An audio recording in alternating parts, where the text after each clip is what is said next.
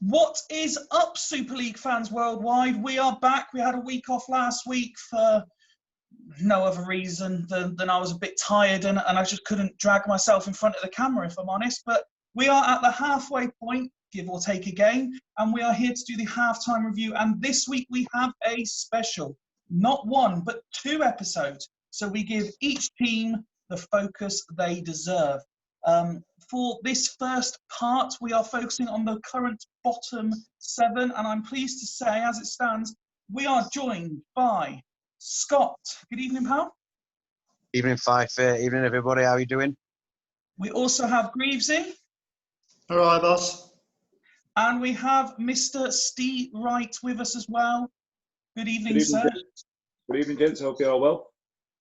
And we're hoping 1 or 2 others may be set to join us along the way.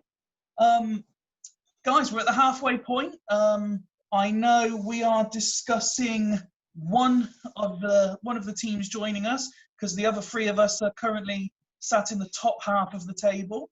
So that will be enjoyable. And I think generally when you've got people talking about other people's teams, if you like, they're generally a bit more open and a bit more honest. When you talk about your own, you're kind of a bit defensive unless you've been awful and you go a bit sort of attacking on yourself.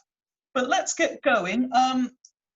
Let's start at the top of the bottom half, if you like. And currently sat in 8th place is Leddersford. And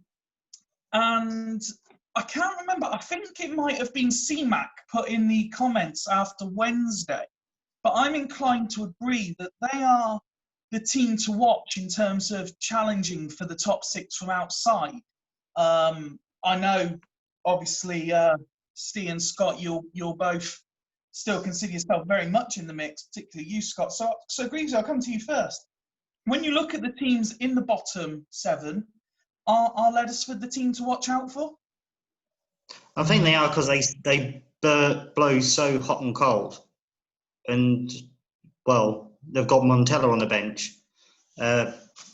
Morientes is getting him goals at the moment. So he's actually got a player, he likes playing one up front. He's got a striker on the bench who likes playing on his own. And he's got Nesta at the back. You keep going through all the teams, he worries me for the next fixture. So it's one of those, he'll either get spanked or he gives out a spanking. There's no midway ground. If he sorts out the midway ground, he's just got a scary side there. And Scott, they are 1 position and 1 point behind you as we sit here talking going into Sunday's games. Do you consider them your biggest threat in terms of breaking into that top 6? Well, I would say that my biggest threat is the teams that are already in there. We're currently only outside on goal difference. But look, you know, I would say the sides from 11th down have got a lot to do, and I'm probably out of it, barring a massive upturn in fortunes in the next few weeks. Sorry, Steve. But Leddersford, listen, Hodgie knows what he's doing. He's been there, he's done it. He's put a record-breaking run together last season. He knows how to win games. He knows how to defend. He won fuck knows how many games, 1-0 last season. He's got a good team. He's playing a system that's suiting his players. He's getting goal contributions from all around his team. So, you know, he'll be in there in the mix right until the end. Look, you know, we've done so many of these shows at different points throughout the season. So many teams have been nailed on for the playoffs. So many teams have been written off. Barring the bottom 3 or 4, you know, everybody's still in the mix. And you know, Hodgie, who's been there and done it, looked like romping the league all the way through last season, will certainly be in the mix. I'm picking up on something you've said there, in terms of Hodgie being someone that's been there, done that. Someone else who can wear that particular T-shirt has joined us as well now. Good evening, Alf. How are you? Evening, all. Fine, thanks.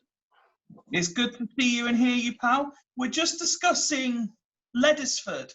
And Scott raised the valid point about how Hodgie has you know, been there, done it, got the T-shirt. Do you think that will help them going into the second half of the season to really push on and claim a place, whether it be sixth or possibly even higher, fifth or third, if they can get a run together? Yeah, there's no reason why not, Steve. What they're handily placed, aren't they? 22 points, 3 points off, 4 points, third place. Yeah, no reason why they can't do what they did done before. Steve, let's come on to you next, and we'll go to the next team down, 9th place, Gazelles. As we've said, virtually every time we've done one of these conversations, they were the pre-season favourites. I just feel that it's not time for them to panic yet. They're still very handily placed. Is that fair, or am I in particular being overly generous because of the perceived strength of their squad?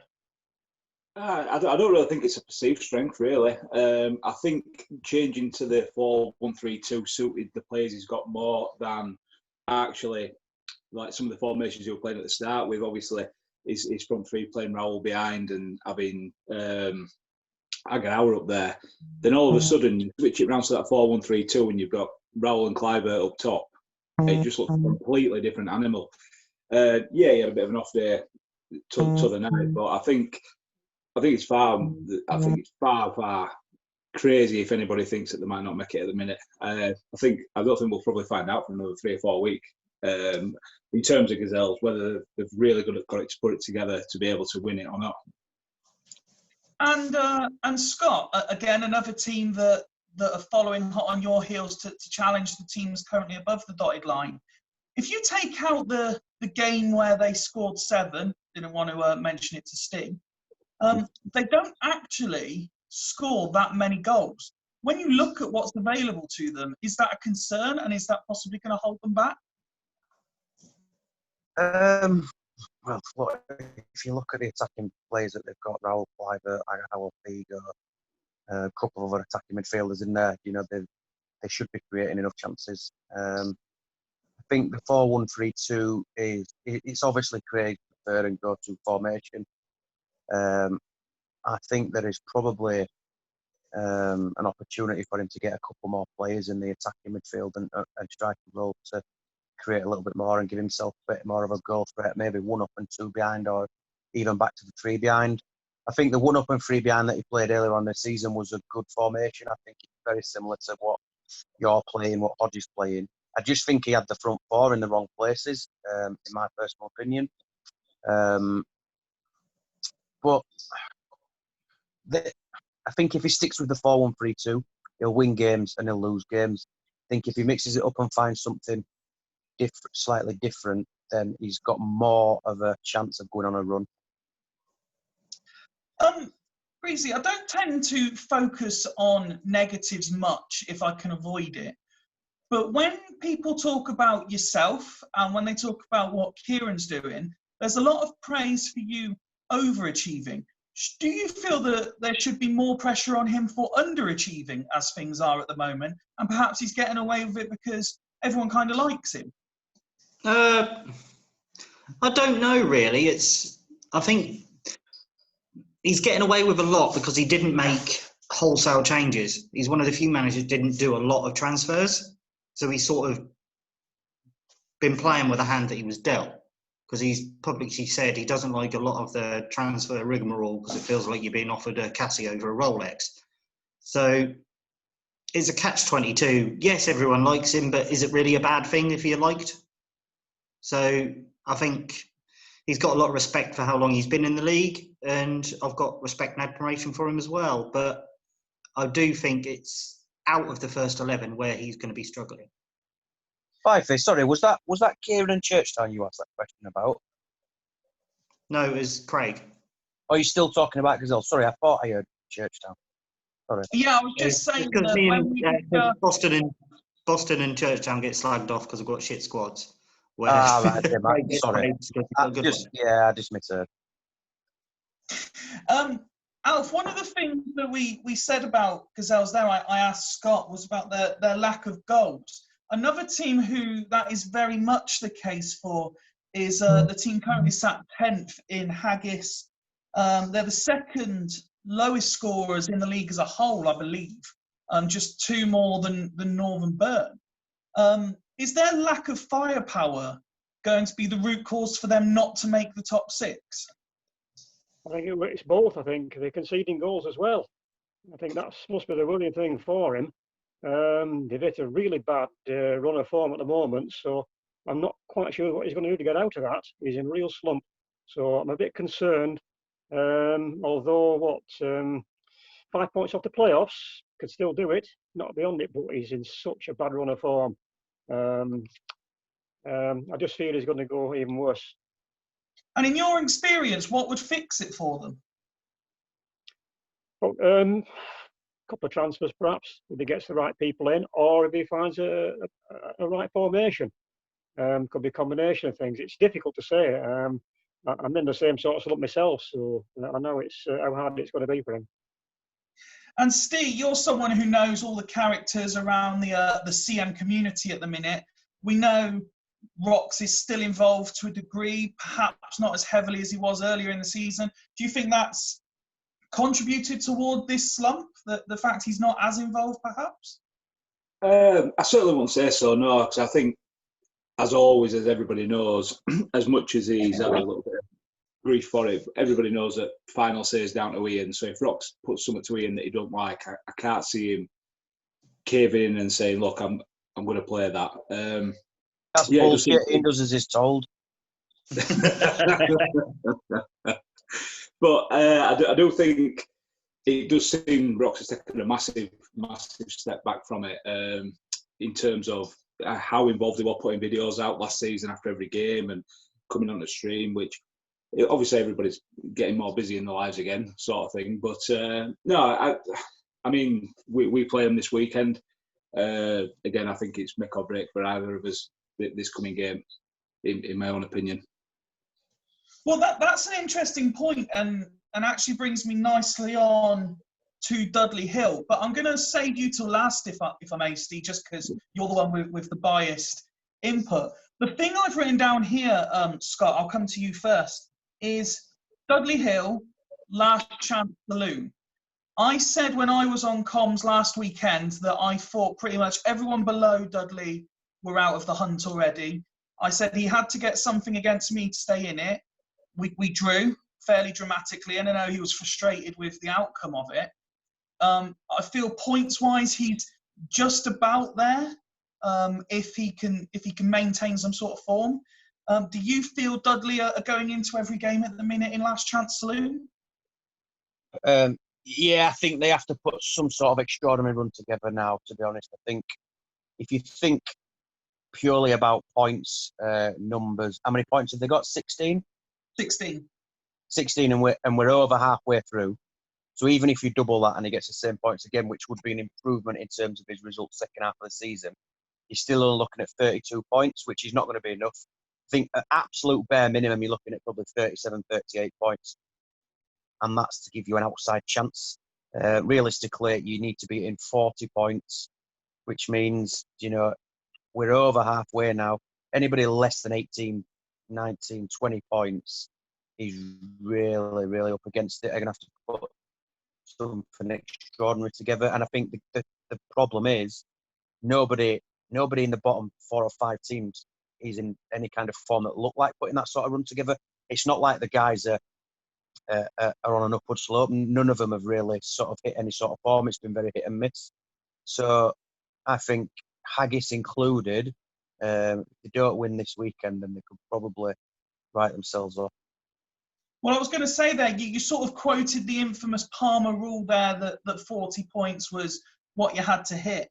And if you say we're at the halfway stage and we're 1 game over, that would rule out anyone with less than 20 points, as you said. So that would be everyone from Haggis down already out of it, because they're only on 18 themselves. Gazelle's on 21. They're only just inside of it in ninth place. Yeah, and I think if you look at Haggis or Dudley, if they lose this weekend, they're still only on 16 or 18 points. That's another game gone. That'll leave us what? Have we played 14 now? So that'll leave them only 11 games. We've played 15. Yeah, last week was 15. Okay, so after this weekend, there's only 10 games left. and that's going to leave them needing over 2 points a game. That's very, very unlikely. The positive, because when it came to Gazelles, my second or final question was on a negative. Greavesy, on a more positive, Crespo is actually scoring goals now. Yeah, he's broken the myth curse. I was the one that said it. He done fuck all at Chudley, but Slot last year, and yeah, he done fuck all there. He was in Kesman's shadow the entire time, and I think he needs to be the main man, and Steve's made him that main man, and hopefully he kicks on and scores more goals, but not when I play him. So it's one of those. Everyone knows he's a quality striker, and people say he never gets into the high goal mark. Well, I don't think he managed him right. Every time I've had him, he's been top scorer in the league every year, and he's one of those elite level strikers that if you want to have a play about and you take control of a top team, he's one of the first people you pick. So he's a marquee player for a reason, and he should kick on and score more goals. Steve, what's your thoughts at the minute? If you think about the questions I've asked, you must be delighted with the impact Crespo's having, but do you feel a pressure? Because I know what you wanted to achieve at the start of this, coming into it. Do you feel like you're in last chance saloon every game already? Yeah, definitely. I think an extra 2 points from Sunday night, they still only put me in the same boat as Agis, really. But I'd rather have been going into that game on back of 2 wins as opposed to a win and a draw. With no disrespect to Ian at all, I think I've got a good chance of getting a result in the next game. And yeah, I mean, Crespo, he scored and got a 7, and I changed a couple of little bits up in his instructions. So then he played 9, obviously didn't score, and then obviously got his 2 goals overnight. I'm really happy with where he's gone last 3 games. I'll probably want using him in the right way. But yeah, I've made four changes now out at reserves coming up, in a bit of trying to give me a bit more balance in my overall team. I'm going to play one up top for the rest of the season, so I've let one of the strikers go down.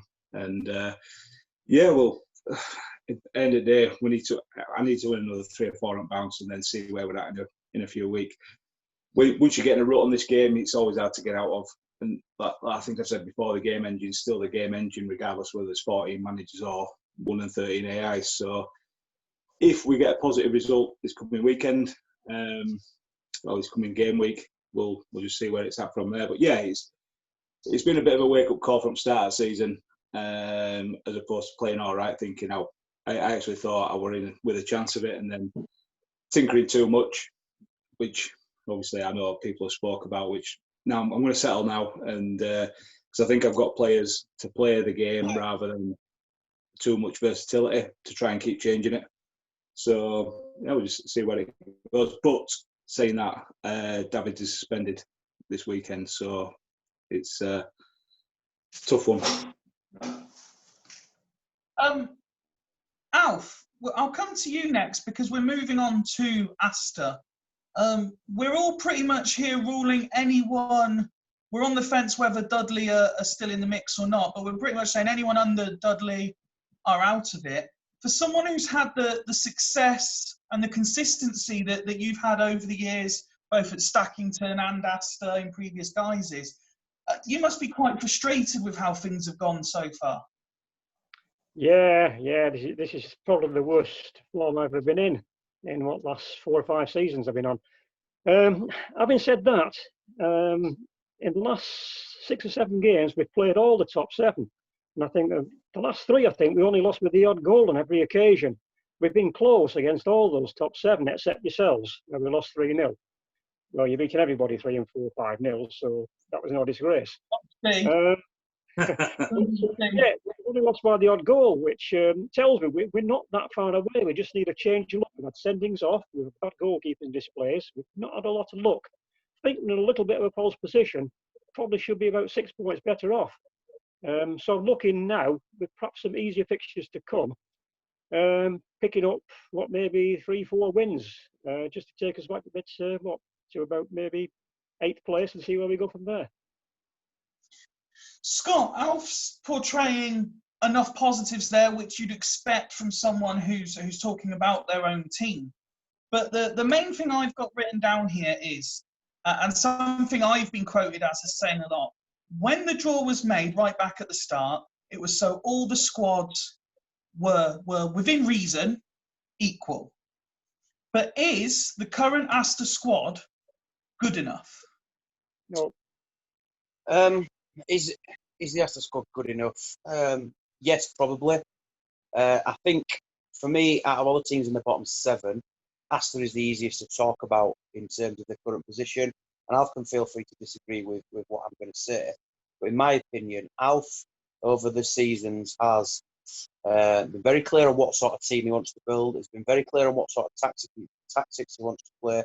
Been very clear on what sort of formation he wants to play. And generally, after 5, 6, 7, 8 games, you get a feel of how Astor are going to line up, what sort of players you're going to be coming up against, and they're going to be very consistent. This season's been completely opposite. So I think we've seen 8 or 9 different tactics from Alf. We've seen God knows how many different players from Alf. We've seen different formations from Alf. And then Alf's also said this week in the build-up to the weekend that he's going to make some big changes again. I think we're over halfway through the season. Alf still doesn't know what formation to play, and he still doesn't know his best 11, which is where I think Astor's problems lie. Well, we're looking. What do you think of that, Alf? No, but we're looking, Scott, to, in a way now, the position we're in, we're looking maybe to next season now in some ways now to try and get this WC formation. I've gone too wide because people recommended Duff, brought him in, he's done okay, and Silvino on the other flank has done really well. So the 2 wing-backs have done well. The defensive midfielders are not the force I've had in the past. I think that's my weak link. I've had the likes of Tomasi and Vogel, people like that, and they would have got me a lot more points than this. Defensive-wise, centre-backs are okay. Rui Costa now is out, for a month, so I'm going to lose probably my best attacking midfielder. Shevchenko, although he's been doing okay, and I played him a little bit out of position to try and get some more strikers in, he's been disappointing, as he was before when they had him. So I never know what to do with that fella, whether to play him with 2, 3 or 1. I don't know what you think about that. Yeah, I mean, I just think last season when you get into the playoffs on the last day by beating me, I think it was a shootout between ourselves. I think we were surprised towards the end of the season when we saw Astor Tactic 4 and you changed it up sort of 3 or 4 times throughout the season. So far this season, are we on Tactic 9 already? It still just feels like you're still just trying to find the right mix. I'm still trying to find it. Yeah, I don't think that far away actually. If we can get the right players in, maybe the next transfer window. Yeah, and look, season I can get a couple in. Yeah, I've made. You've had a tough run. You've had a tough run. The point I was making was that sort of in previous seasons, you were settled on your best team, your preferred 11, a lot sooner in the season. Yeah, well, there were better players, Scott. I knew my best players then. I don't actually know my best players now, to be honest. Yeah, that's the point I was making. Quite average, really, in comparison to what I've had before. So I'm mixing kind of average players among some decent ones and some good ones, and I haven't got the right mix. So I do need a couple of extra players. Formation-wise, I'm getting there. I've got 9 changes this week. And the reason for that is I just want to have a look at some other players in my squad. Simple as that. Just this is a game. It's a game I think I can do it against Dragons. To have a look at my squad to see if there's anybody there knocking on the door in a certain position that I might be able to put in as a regular. But I'll have to see. It's just a little bit experimental still, Scott. Alf, one last question before we move on to Dragons. You were saying about being disappointed in Shevchenko. I'm sure there's, I don't know, 5, maybe 6 managers that would be interested in acquiring his services going into next season. I know you were saying about you don't have the defensive midfield strength that you had previously. Is that something you might consider in the next window? Is exchanging a higher profile player like that for a higher profile player in a position you want? If I can get a Tomasi and a Vogel in, I might go back to my old system. which worked really well on the narrow. The narrow's not these people. But I might have to sacrifice. I've done it before. I've sacrificed Sheva before and come out all right. And the season I did it, did well. I got to the playoffs. So it's not a one-man team, but I just don't know how to handle them. I don't know what you guys think about this. Whether he can play in a 1, 2, 3, I just don't know how to handle him. You can play in a 4 if you want. Just you just got to leave him up there. I don't know. I've never been able to handle him. I don't know. I never got goals out of him. Although he gets decent ratings. You know, he's in the 7.50s, so he's doing something, but he's not scoring the goals. I think the problem you've got, Alf, is if you sacrifice Shevchenko for a top world-class defensive midfielder, then you're left with what, Shearer leading your line, and into season 2, that's not going to. Well, I've got Tristan as well. He's just come back after him. He's been out 4 weeks, Tristan. Yeah. Okay, So, let's move on to make sure we give every team their focus time. Greavesy, I'll come to you, and it's a simple question when we look at the Dragons. Why are they so bad? Is it simply a case of too many cooks? I think it is, and when you make your transfers at the start of the season, it's to try and play a certain way, and they've played so many different ways. So why did they make their transfers? It's like they bought Seedorf in, who I would say is a very good midfielder, and he's played 5 games. Why would you bring a player of that calibre in to your club and not play him? There seems to be the three-headed dragon is arguing amongst itself and not concentrating on what style of play they want to go for, which is going to win them games.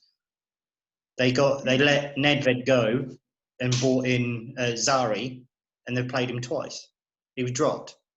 So why let a marquee player go for a player that say it's going to bring you more balance to then one of the heads to drop him?